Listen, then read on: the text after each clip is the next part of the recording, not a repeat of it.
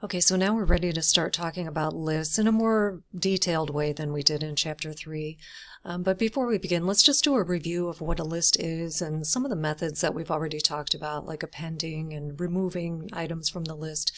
So basically, I have a list here of smoothies. So let's pretend that we've been hired to write a program for a smoothie cafe, and I have all of their offerings, their smoothie menu items in a list called smoothies. And just recall that a list is a sequence type, like a string, and each of these items, or elements we would call it, behind the scenes is numbered or indexed. So I have 10 flavors in here, and they are indexed 0 through 9. So Blueberry Bliss is 0, Paleo Punch is 9, 10 smoothies. Okay, I'm going to run this. This is not my preferred way of printing. Let's see if I don't think I can. That's not my preferred way of printing the contents of a list. I think, what I would do, like a better way to print list items would be what is called a for each loop. So I would say for S in smoothies, we would just print S.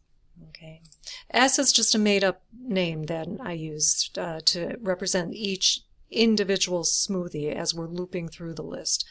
So that looks a little bit better. Okay. So anyway, what if, you know what, before we start adding and removing items, let me remind you that Len will also work on lists, okay, as we've seen it work on strings. So if I want to print out the number, so there are 10 smoothies, we already knew that, but again, the len function is going to get the length of that list, and by length I mean the number of elements in that list. Okay, so let's start adding some items here, or at least just one item. And let's say the cafe has introduced a new flavor and we want to add that to the existing list. The flavor is cinnamon fig. Now this is an append. To add a new item to a list, well, there are a couple of ways, but append is going to append the new item to the bottom of the list. So you can see the cinnamon fig has been added when I printed the list contents. So there is a second way to add an item to a list, and that's if you want more control over where the item is placed in the list. So append always appends it to the bottom, or the last position. There is an insert method that will insert an item into the list at whatever index you specify. So let's say I want to add something to the front of the list. If I provide an index of 0 and I say put the rainbow fruit flavor at that position, rainbow fruit is going to be inserted at the beginning there. Okay, so we'll go ahead. And there it is. Okay, so this will give you more control over the positioning of the new item in the list, as long as you're careful as to what index you use. Okay, and then how about like printing an individual item from the list? So for example, what if I don't want to see the whole thing? What if, here, maybe I'll comment that out for just a moment. Maybe I don't want to see all of them. Maybe I'd want to see just one of them. And if that's the case, I can print from the smoothies list by providing the index of the thing I want to print. Okay, in this case we have what, 0, 1, 2. So this is going to print lean machine. Let's see, and there it is. So you can print the individual item if you call it by its index. Okay, and that goes for changing as well. So what if we're going to change lean machine? We're going to rebrand that flavor to green machine, and we're going to put greens in that shake. Okay, so I could simply again just overwrite what's in there. Okay, I'm saying at the smoothies at position 2, that's the lean machine, change it to green machine. Okay, I'm going to go ahead and run that, and it became green machine. Okay. So I have another technique I want to show you. Hang on here, let me get this back. I'm going to get that back. I'll just comment this out. I don't know if we talked about this next technique back in chapter 3, but it's kind of nifty. What if we had some holiday flavors or seasonal flavors? Okay. And I'm going to introduce a second list into this program called Holiday. And these are smoothies that are from the menu. Okay, the main menu. Well, we have the main menu up at the top, and then we have these. What if I want to combine them with the main menu? I mean, they're all on the menu. They're all being offered by the store. So we can use a method called extend. Okay, I am extending the original smoothies list to include the holiday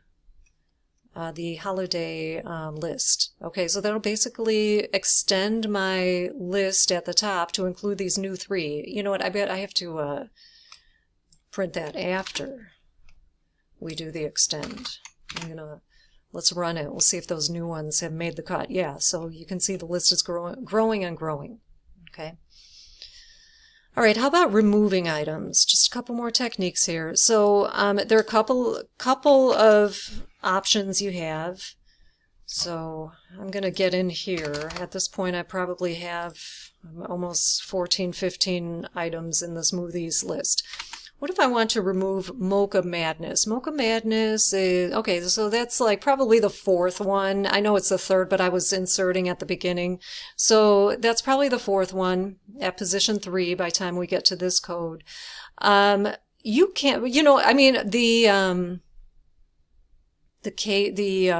index is irrelevant if you're going to use remove. If you use remove, it'll remove the item by name.